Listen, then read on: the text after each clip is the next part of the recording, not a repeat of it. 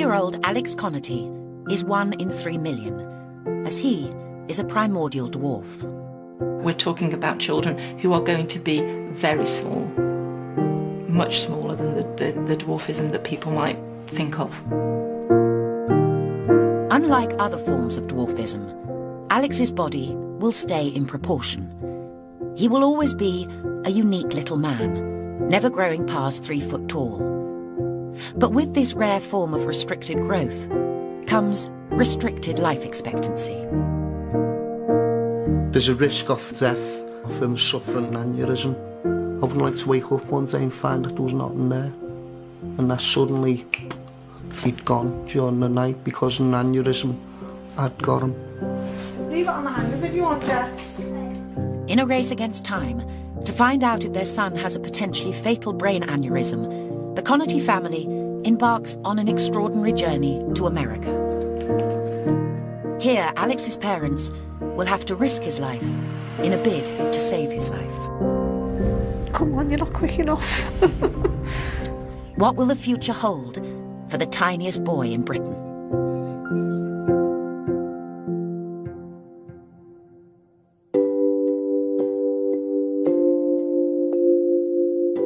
Worldwide, there are less than 100 cases of microcephalic osteodysplastic primordial dwarfism type 2. But what makes children born with this condition so extraordinary is that their bodies are proportional but tiny. Alex Connerty is thought to be the tiniest primordial dwarf in Britain. My son doesn't believe in doing things in halves. No, he's only decided that he wanted the rarest form of dwarfism. It's not normal dwarfism. It's very, very small dwarfism. Alex is less than 30 inches tall and weighs the equivalent of 6 bags of sugar. His friend Patrick is also 2. But unlike Patrick, Alex wears clothes made for a 6-month-old baby. This cap is for a 9-month-old. Alex lives in Liverpool with Dad John, Mum Sue, and her 2 children from a previous marriage. Mike is 12 and Jess is 9, and they were both of normal birth weight. But when Sue was pregnant with Alex, routine scans uncovered that he was much smaller than a normal baby. It was alive. It didn't matter if it was small at that time. No, I was only small. Didn't think nothing of it, really, did we? Didn't. At 32 weeks, Alex was delivered by emergency caesarean, as doctors were worried he would not survive in the womb. The doctor who delivered him said, "Wow, he's small." And I still didn't think of anything, to be honest, at the time. Alex was rushed to the neonatal special care unit. When Sue and John saw him in his incubator, they were shocked. He weren't big. He weren't normal size. He was small. Damn, he was small. His entire hand was smaller than my thumbnail. It scared me, to be honest, when I seen him the first time. I looked at him, and with having 2 other children, I knew he looked different. Just thought, well, maybe it's because he's premature. But again, when you look around at the children that's in the neonatal, you think he's not got the same features as them. He looks really different. After 6 months of genetic tests, the Connertys were told what was wrong with Alex. She said, "Oh, your son's got microcephalic osteodysplastic primordial dwarfism." There you go, sweetie. The primordial part of the title means that Alex has been small from the moment he was conceived. And that is in contradiction to other forms of dwarfism, where the baby might be a normal size up until later on in the pregnancy, and then the growth of the limbs slows down. So Alex was small right from the word go. The microcephalic bit of the MOPD is a small head. So although Alex is small, his head is much smaller than you would expect for the size that he is. And the fact that people think that his eyes may look big is actually because his head is small, and the dwarfism bit is just the small stature that he's got. Although they had a diagnosis, Alex's doctors had never encountered a child like him before. We go to our own doctors, consultants, and these people are the best. They've looked after not just Alex, ourselves. They've given us good treatments. But when we've been trying to ask them for advice, most of them said, well, we can't answer. There's nothing we can give you. And even his main paediatrician consultant said, you're just as experts as us. You're the people who know more about it. You're living with him. But whilst researching Alex's condition on the internet, the Connertys were alarmed to discover that primordial dwarfs with MOPD type 2 rarely make it to 30, because it can come with a potentially fatal condition. We know that some individuals who have MOPD type 2 will have an aneurysm of one of the arteries or veins in their head. And the problem is that it could rupture and you could have a bleed inside the brain. In order to detect if Alex has brain aneurysms, he would need to undergo a series of brain scans. The whole point of doing the scan is that these aneurysms can be treated. However, when Alex was 9 months old, a chest infection meant he needed to be put on a ventilator. But when he was sedated by general anaesthetic, he almost died. I went into the theatre with him. I held his hands. He fought like mad as the doctors tried to sedate him. And he kept looking at me as if, say, Daddy, help me. They started putting the tube down without any forewarning. His heart monitor, all the alarms went off, he crashed. Alex suffered a cardiac arrest. Doctors battled to resuscitate him, but Alex was battling for his life. Twice I sat down, bent down, I whispered into his ear, go sleep son, you fought enough. If there had been a switch on the wall at that time, I hate myself for even thinking about it now. I would have turned it off. Now aged 2, doctors have decided that it's too dangerous for Alex to have a brain scan, as it would involve him having a general anaesthetic once again. But the Connertys feel it's a risk worth taking, as they are living in fear of an invisible killer. You can't see if there's an aneurysm there to start with. If you don't have the MRI scans, your son, your daughter may be there today, but may not be tomorrow. Whereas with the scans, it's given us 6 months' hope.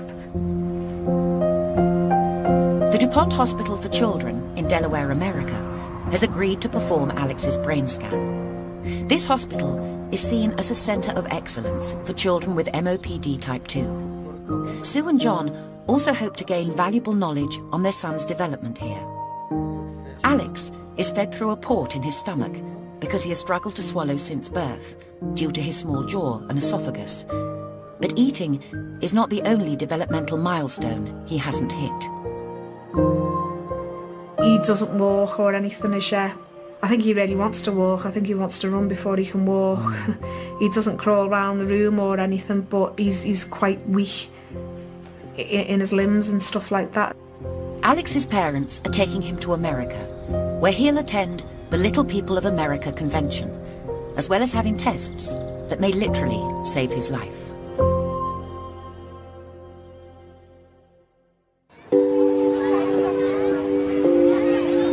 Alex Connerty is 2 years old and destined to be the tiniest boy in Britain. Born with the rarest form of dwarfism, MOPD type 2, his whole family are travelling to America to meet other people with the same syndrome. But this is no holiday, as Alex is also having tests to see if he has a potentially fatal brain aneurysm.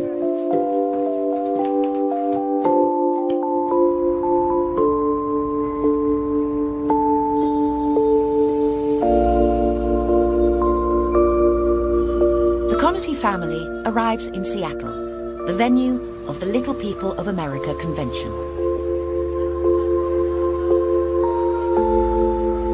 Approximately 2,500 people attend this 2-week convention, with roughly half of the people present being of restricted stature.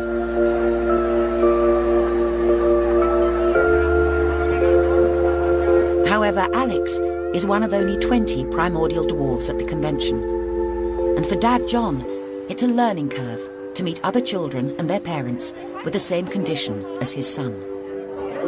He's so cute! How old is Alex? He's 2. He's 2? Yeah. She's 6. Hello, beautiful. How is she health-wise? She's doing really good. She eats well. she hasn't gotten sick within about 9 months. It's good.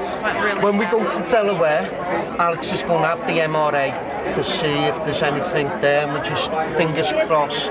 She had a MRI and MRI to check for aneurysm. Everything okay? Everything went well. It's just a sinus infection. And as they have the rarest form of dwarfism, they attract a lot of attention from the other little people.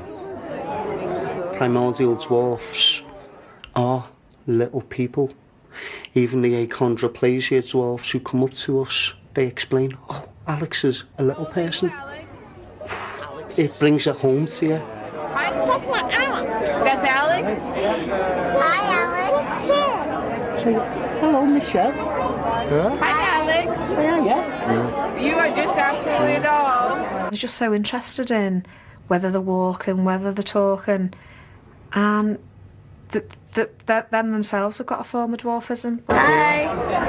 Can you walk? He can't. Alex is 2, Trinity 6. How old are yourselves? I'm 13. 13. And you're 13? Yeah. Wow. Where are you from? What part of the California. Oh, the best part of the USA. Where are you from? We're from England, a place called Liverpool.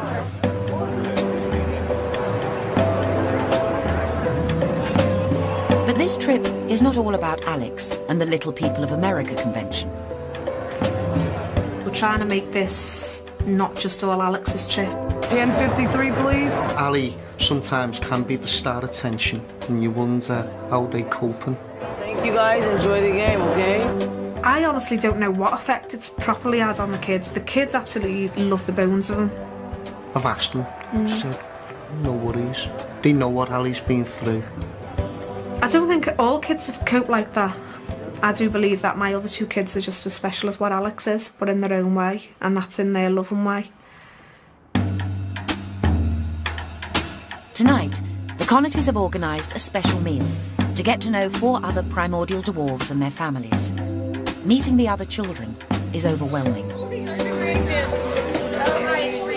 Kennedy. When I first seen her, I always thought Alex was small. And it was only when I met Kennedy. Wow. One small child. She lifted the glass up, brought it to her face. The entire rim of the glass literally filled her face.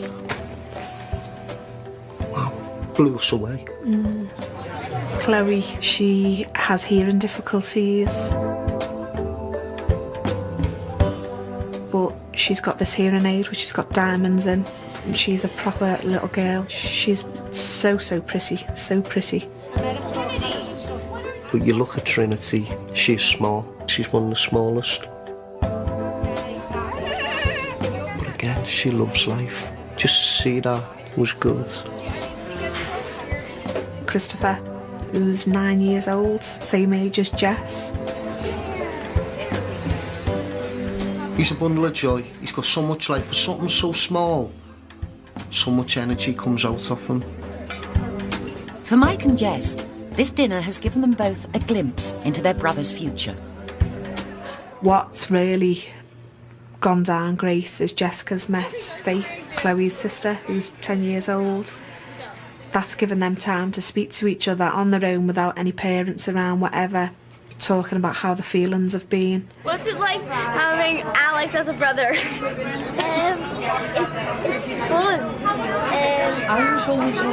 But sometimes it gets quite annoying because one of my friends keeps saying, oh, he's so cute, oh, he's so cute, and I've heard it too many times from her.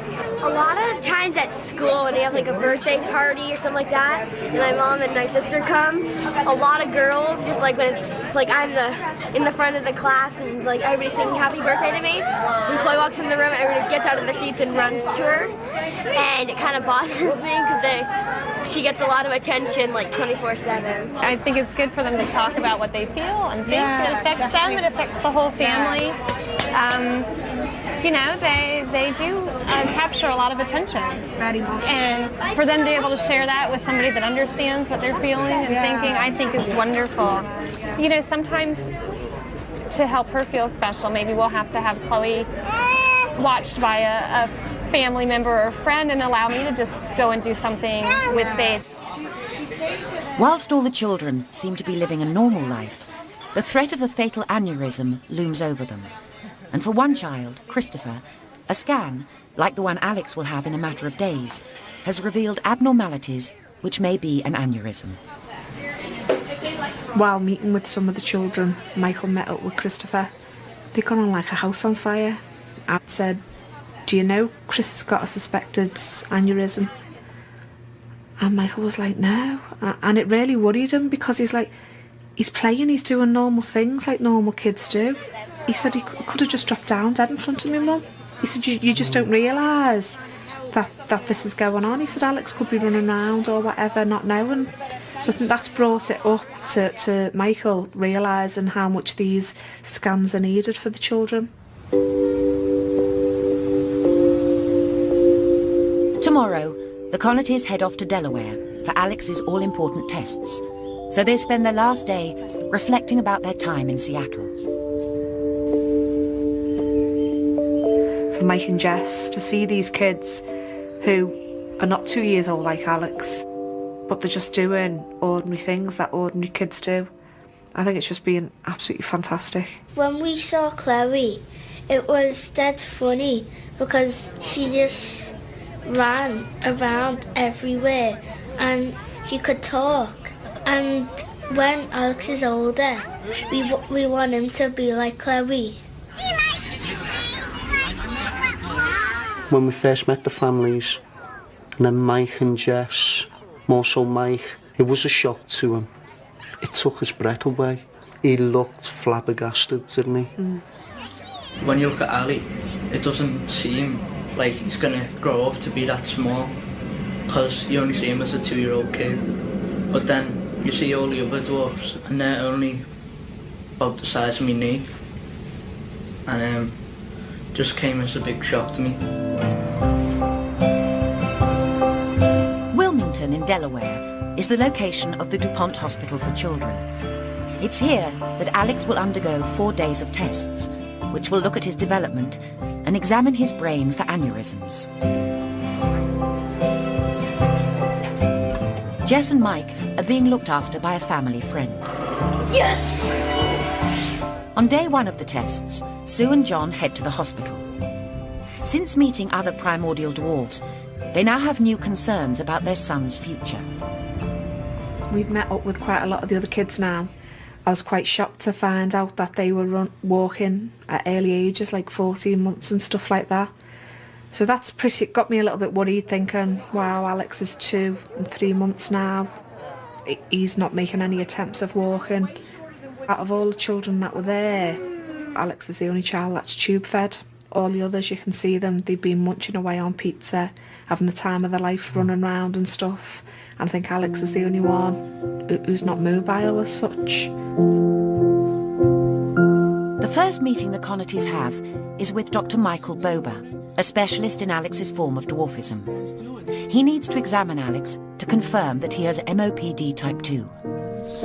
So this young man is now 2 years and 3 months, is that right? Yeah, that's right. Keep still. Well, I think after seeing him and reviewing the records that we've seen, there's no doubt that he has a form of primordial dwarfism. And without seeing the x-rays, I think it's almost certainly MOPD2. For Alex individually, it appears that aside from his size, the biggest difference between him and other children that are his age is really his developmental level. I really am a strong personal believer in there's no such thing as too much therapy. And as long as the child is not getting frustrated or physically worn out from it, then those things should be done. With the examination over, Dr. Bober sees no physical reason why Alex is behind developmentally. There's no reason to believe that he is not going to be able to eat by mouth and to feed himself. So those things need to get started yesterday. He's going to have to learn how to deal with textures and learn how to deal with liquids, and the only way to do that is really with practice. It was nice to meet you. Thank you so much for seeing us. You're welcome. I honestly can't believe we've got here. We thought it'd take years and years and years, to be honest. Next, the anaesthesiology team will assess whether Alex will need to be put under general anaesthetic to have his brain scanned. This could be life-threatening for Alex, as they would need to intubate him by putting a tube down his throat. Yeah, let's see. Come on, open up. But his airway is so tiny that in the past he has suffered cardiac arrest from this process. So everyone is hoping that on the day, general anaesthetic will not be necessary. Are you hoping to do the actual thing just through sedation, or do you think you're going to go for the full? I would like to do minimum possible and get the procedure done. Yeah. If we can get it done through sedation, that'll be great. So we'll keep our fingers crossed and hopefully everything is okay. It's the end of the first grueling day, and for Sue and John, the fear of what the brain scan may find has been replaced by the fear of whether Alex will survive going under general anaesthetic. I've been worrying about him just going under sedation. Knowing what he's been like in the past. He had the cardiac arrest. That's a big one for me. Then the aneurysms. It's something that's been in the back of our minds, but we've never thought what happens if it does come back, that there is something there. It's just a case of just hoping there's not, but if there is, it's just something we're going to have to deal with. Yeah.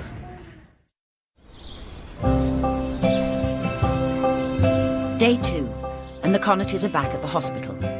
Today, Alex is having an X-ray to look at whether there is an anatomical reason as to why he does not walk. We're going to start with his legs. We're going to lay him down, and this is the film, okay? Sure, yeah. Unlike other primordial dwarves, at 2, Alex is still not mobile. Keep his hand, your leg up here away from him. Where's the lights? Alex, now what I need you to do is look right up here at this camera for me, okay?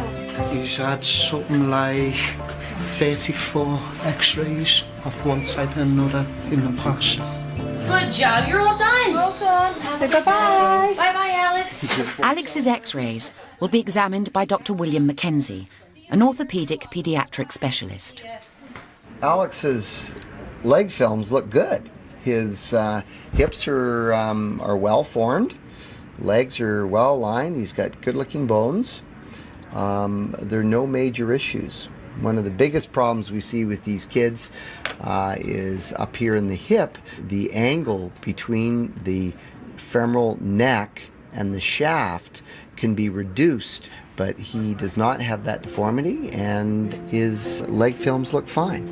Here, lie down on here. Let's wiggle your hips around again. There we go. Good work. With Alex's hips in full working order, Dr. Mackenzie turns his attention to Alex's feet.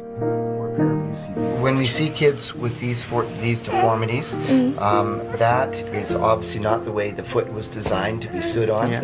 And so when you bring the foot over to a better position, it gives them a much more stable base and better feedback, and it's easier walking. Right, yeah. In the UK, Alex had splints specially made for him. You know, the problem with the big splints you have, they do a great job of controlling the deformity, but they're big lumpy things with big pair of shoes on that is 2 or 3 sizes bigger, and so we'll try and get something a little more streamlined and a little lower cut. The idea is that the splints will hold the foot in a corrected position, and so hopefully he'll walk. Before they came to America, Sue and John thought that Alex couldn't walk because he was a primordial dwarf. The splints he had on, we just thought they were fine, but for him to actually pinpoint that they're no good for him, I'm really excited for getting these new ones on and hopefully getting him standing more and eventually walking a lot sooner. Robert Lewis specialises in making orthopaedic splints. He needs to take a cast of Alex's feet, which involves holding the foot in the correct alignment. But Alex isn't used to having his foot in this position, so it's very painful. He's a good boy. We know. All right, Come and give Tazzy a love. Daddy cuddle. It's horrible seeing your child cry, whether it's in discomfort or whatever, when you know there's nothing you can do to help. But at the end of the day, it's going to benefit him. It's going to help him walk.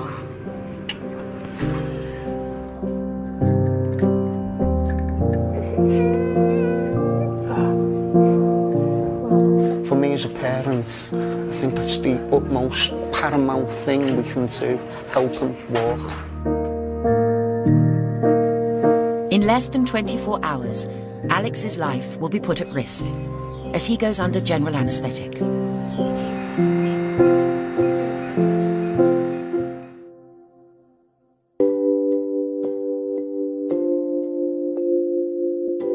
Alex Connerty has the rarest form of dwarfism, MOPD type 2. His family have travelled to America to seek specialist advice as to why, unlike other primordial dwarves, he's not walking. Alex will also undergo a scan to see if he has a brain aneurysm, which could kill him. Because of the risk of general anaesthetic, doctors in the UK won't perform the scan, but Dr. Boba has weighed up the pros and cons. In this case, there's the risks of anesthesia in a small child versus the benefit of being able to detect an aneurysm and be able to intervene. And these aren't recommendations that we make lightly. American medics will only use general anaesthetic as a last resort. But with the scan less than 24 hours away, Sue and John are having doubts about going against UK medical advice. Part of me thinks, don't do it. If he doesn't make it through the anaesthetic or the sedation, it doesn't matter whether he's got an aneurysm there or not. But if there is something there, at least they can work on it, or they can give us an idea of what they can do, whereabouts it is.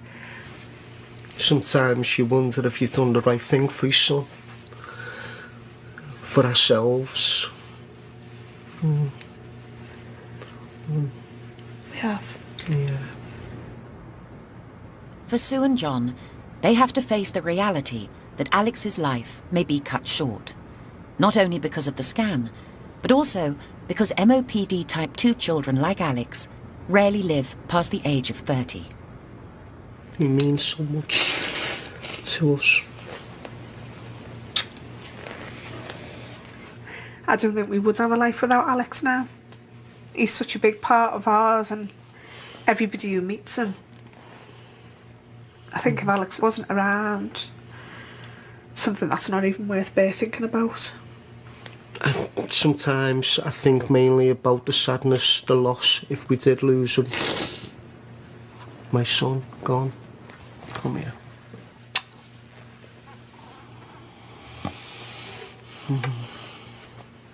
Give Mum a big hug. Give Mum a big love.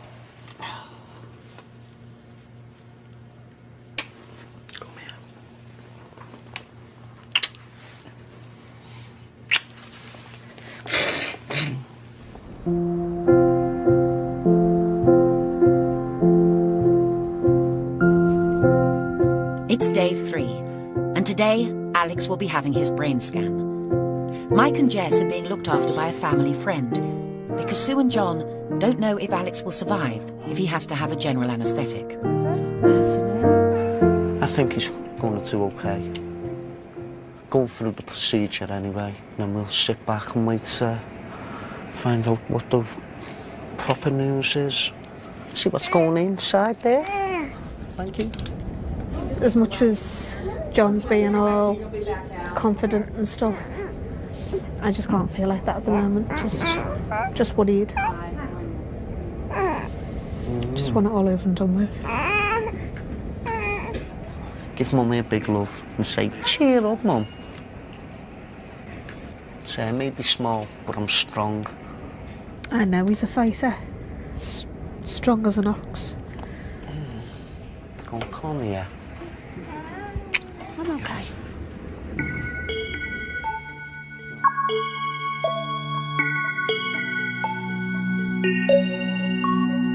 Are we going to go through now? Take you through? Aye. It's the point of no return, and the moment the Connertys have been dreading, as they're called through to the anaesthetic room. I know. The Carnatys have been given some devastating news. Alex will need to be put under general anaesthetic, and for Sue, it's something she can't bear to watch. As much as I don't want to be there with him. You just feel as if it's out of our hands now. So when he's with us, you know, you can protect him. When he's not with you, you can't protect him as such. But he'll be fine.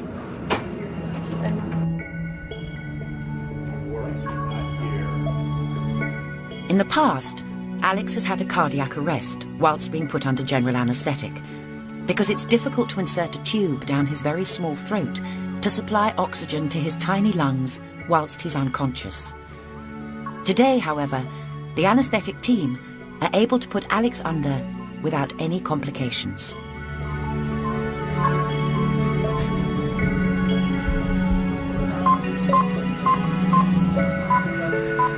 Now I know that he's down there, I feel a lot better. I feel absolutely exhausted. I feel as if I could sleep for a week. I still feel as if I've got I still feel as if I could just sit and sob for hours and hours and hours, even though it's all going well. I just feel as if I've got it all inside and I need to let it out. But I know that he's all right, so I feel a lot better. Even though now he's having the MRA, we have another problem, possibly. And, I'm not even worried about that at this moment in time. The major one was getting him sedated, intubated, whatever. That was the major hurdle for me, especially based on past experiences. Let's just hope the scan gives us the results we need. But it's not just Sue and John who are anxious to hear news. Alex's brother Mike and sister Jess are waiting at their hotel room. I'm a bit worried, but a bit glad for Alex to have his scan to see aneurysms, because I want to know if he has one. But if he has one, I'm going to be dead sad, because he'll probably die quite soon. If they can fix it and take it out, then if he has to scan, it'll be good, because if they find it out later, and suddenly he might not be able to take it out and he might die in his 20s or 30s. So I'm happy to have it, but I'm just scared in case he does have one. I'm hoping that he doesn't have an aneurysm, because I want him to live until he's like 123 or something. Alex is now under general anaesthetic, and a crash team are standing by in case he goes into cardiac arrest.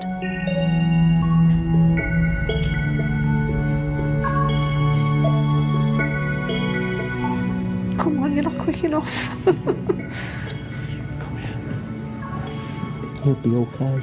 I know he is. I just want to see him.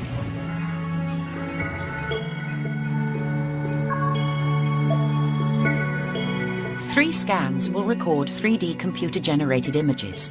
An MRI will look at Alex's brain as a whole, whilst an MRA records images of the blood vessels, and an MRV will record images of the veins. These scans will then be analysed by Dr. Boba. The general feeling is that aneurysms are weakening in the arterial walls, and ultimately, given enough time, that wall will fail. Depending upon the location of the blood vessel and other factors, that failure could lead to a hemorrhage and death. It may lead to just a small stroke and permanent or temporary disability. Alex is already beginning to wake up, but the anaesthetics team are anxious to get him into the recovery room as soon as possible. Good, thank you. We'll see you up shortly on the other side. Sure.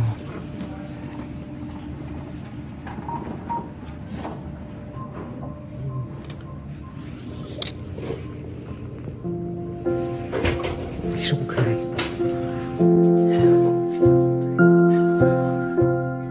In recovery, Alex is not completely out of the woods yet.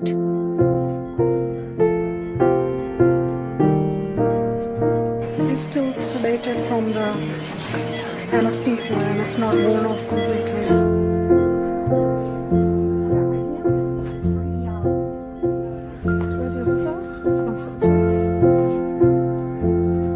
As the anaesthetic finally wears off, although Alex is in no pain, he is distressed.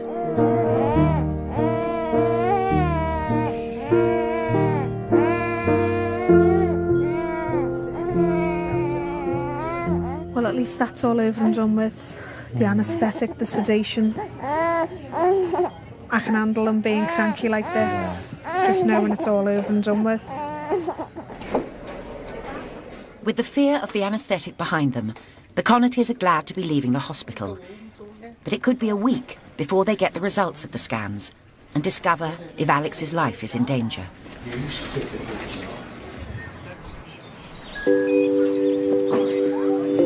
Day 3 and back at the hospital, the Connatys are still looking for answers as to why Alex doesn't walk. Good morning. He has had some specially made splints created for him, which are ready for him to test drive. When he used to wear his old splints, Sue would have to help him move by using her feet to make him step forward. Both Sue and John are hoping that eventually with his new splints, he'll learn to walk. Should we try them on? Yes. So it always goes by the straps on the outside. Bend the knee, and that loosens up these muscles in the calf. To make Alex's new splints cost £500. No. Ali, look at your shoes. You probably need something he'll want to stand against. Wow. Where's Ali? Are you walking? Ali, you He's are never such ever a done clever that. boy. Whoops. Hey. Hooray, look at you. You're dancing, never mind walking. Ali, walk. Alex, you love them. They are shoes. Aren't they fantastic? That is absolutely fantastic, do you know? I honestly can't believe, as John said, he's never taken steps before, and it's as if he's put them on and it's made him walk. Hold out his hands and walk. That's better. Come on, let's go for a walk. He's walking. One thing we want most in life for him to be able to get round on his own 2 feet. He's got so many hurdles to overcome because of his limitation in size. Within the end of the year, he may be making our lives a lot more difficult. Come here, you little bugger. Thank you. You're welcome. This is the moment John and Sue thought they'd never see. Oh, you decided to run, are you? Do you want to do hop, skip and jump? From the early days, when I found out what condition he had, I always said my son would walk with giants. Sometimes I thought he'd never be able to walk. After what I've just witnessed then, he will be walking with them. Not just walking, even though he's small, you'll be standing shoulder to shoulder with him.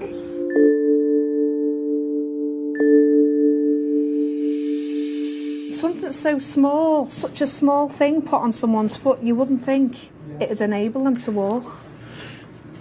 This last week we've had good news after good news. That for me is the icing on the cake.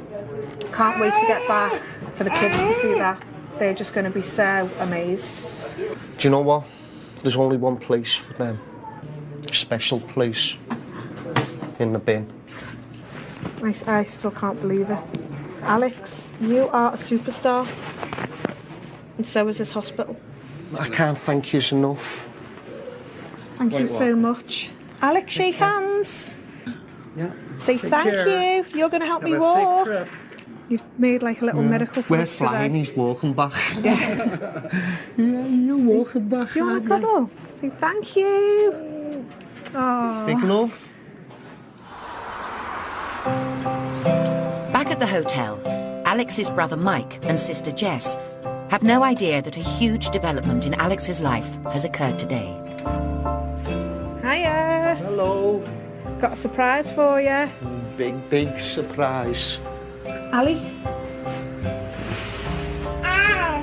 Whoa.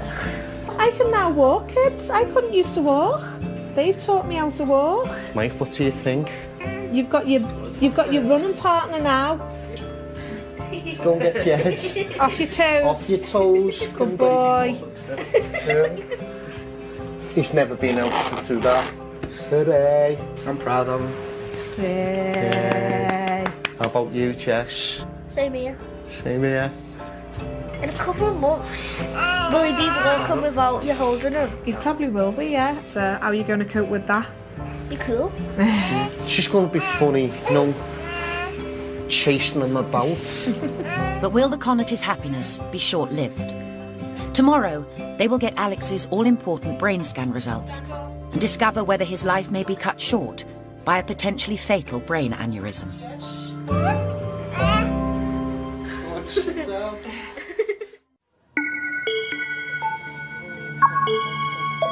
Parents Sue and John Connaughty have brought their 2-year-old son Alex to the DuPont Children's Hospital in America. Less than 24 hours ago, Alex underwent a brain scan to see if he has an aneurysm, a condition associated with his form of primordial dwarfism. Once we left the hospital yesterday, it was like another brick wall in front of us now. We've just got to wait till we get our results. Fingers crossed everything's gone good for us. I'm worried of going in. Are you? I'm not saying that I think there's anything there, but I'm just worried just because you don't know what's there, you wouldn't know what's there. Just when he was in there yesterday in that machine, I was thinking, God, they can see things, what's going on, and we can't. But we're going to find out now. Little voice in my head says it's going to be okay, but just don't know. Not a bloody sleepless night.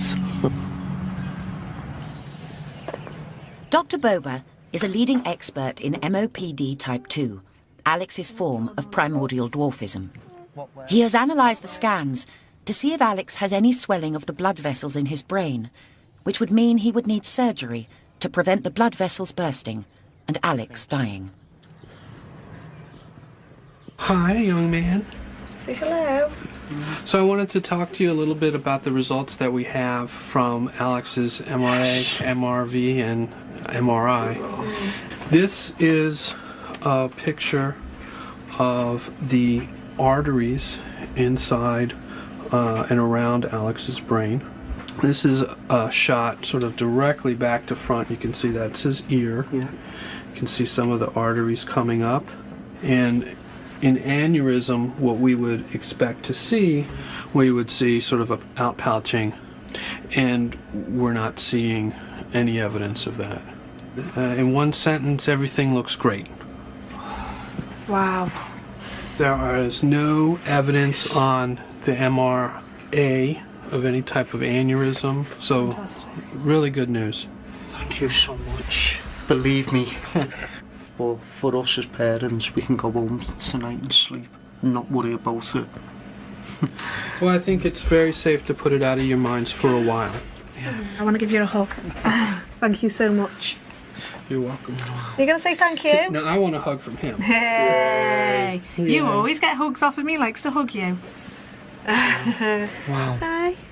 That is great news. Absolutely. This week has just been, it's been a roller coaster up and down for worrying times that we've had. But as we're going home, we couldn't have expected for any better news for anything down from the MRI scans, for all the scans he's had, up down to his feet. From head to toe, he's had us what John calls a full MOT, and it's all good news we're going home with, so we can't ask for much more. The Connaughtys fly back to Liverpool the next day. Sue's parents are there to welcome them home. But they're in for a big surprise, as they don't know their grandson has started walking. There's a big kiss. Thank you.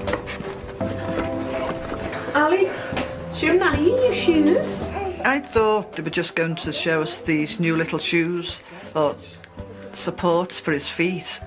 And when Suzanne put him down on the floor, it didn't really sink in that he was walking. Go on, come to Grandad. Come on, come to Grandad. Hey, that was weird. Oh, my sweet boy. Nana wants you. Oh, isn't that lovely? Come on. Big boy. I was looking at him and then I could feel the tears welling up in my eyes and I couldn't believe it. to actually see him put one foot in front of another, because he'd never ever done that before. Hey, good boy. Aren't you a big boy? Oh, you're a different boy, aren't you? You've done a lot while you've been away, haven't you? Trip was just fabulous. Everything just went completely, I'd say, better than to plan. Just everything went perfect. Every step that we'd done, Seattle, Delaware, it's just all been absolutely perfect. Alex is different in every way. The experience he's had in America has done him the world of good. If he carries on the way he is now, the world's his oyster, I feel. He's always going to be very small, but it's insignificant now to what he has been through. He's fought from day one, so I'm sure he's going to carry on. Apart from his own inner feelings, whether he goes fed up being small sometime in the future, I think at the majority of the time he's going to enjoy life. Every day is going to be like a big, big adventure for him. If it's down to us, he's going to walk, he's going to talk, he's going to go to school, he's going to grow older, he's going to have lots of friends. In our eyes, he's going to do whatever any other child does.